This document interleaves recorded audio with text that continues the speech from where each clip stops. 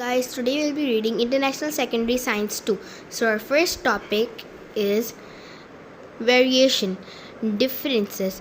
Most of us can recognize hundreds of people's friends, family, people we only see occasionally, and celebrities on TV. The shapes of their faces differ, and their hair, eye, and skin colors vary. You can spot people you know from a long way off. They have different heights and builds, individual voices, and distinct ways of walking. We have thousands of features like this which vary. The differences between us are called variation. Hidden variation. Some differences are easy to spot, but most variation is hidden. For example, you might be able to hold your breath for longer than most people, or maybe your heart beats more times per minute. Nobody would know this from looking at you. Your blood looks at the same as your friends, but it may belong to a different blood group. Because of variation, each of our bodies works differently. We also behave differently. We prefer different television programs and laugh at different jokes. There are more than 7 billion people in the world. We all have different combinations of features, so we all are unique. Discontinuous variation. With some features, there are only few possible variations. For example, everyone has one of the four main blood groups, O, A, B, or AB.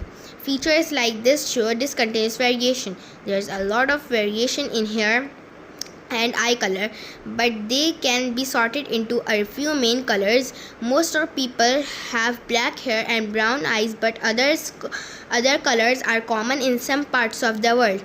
Discontinuous variation can be displayed on a frequency chart. The height of each bar shows the number of people in each category.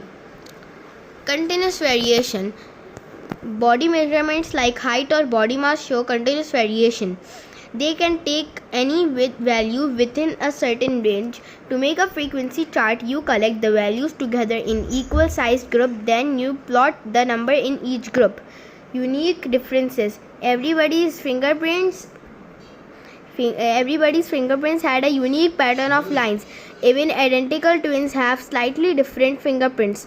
Every person also has a different shaped face, a different pattern on the colored part of each iris, a unique voice print, a distinctive way of walking. Any of these features could be used to check their identity. Biometrics. Using features like fingerprints to identify people is called biometrics. Many countries use biometric data on passports. Security systems like those used at airports need to be fast, reliable, and as cheap as possible. It can be difficult to decide which biometric features to use. Each has advantages and disadvantages. Iris patterns vary more than fingerprints and face shapes. They provide tighter security, but people have to stop to look into an iris scanner. Face shapes can be detected from further away. They could be used to make a door open as soon as someone walked up to it. Fingerprint scanners are the cheapest, but they don't work well with dirty or damaged fingers. 1.2 Causes of variation. Inherited features. Rachel has two older sisters. The three girls look different, but they have all inherited some of each parent's features. Some features are present when we are born. For example, Rachel's eye and color and blood group won't change as she gets older. Other features develop as we grow and age. Rachel is still growing. She can't be sure how tall she will get or what her final body mass will be. Genes. Your features depend on the genes you inherit from your parents. There is a copy of these genes in the nucleus of every cell in your body. They act as your body's recipe book. Genes tell your cells what to do.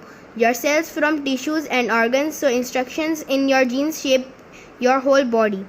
Most cells only have a certain functions. They don't use every gene. Some of Rachel's cells just produce color for their hair. They follow the instructions in her hair color genes and make her hair black. Some genes are the same in everyone, so they produce the same body parts in everyone. However, there are many different genes that control hair color Rachel's hair would be different color if she had inherited different genes. Variation caused by genes is inherent variation.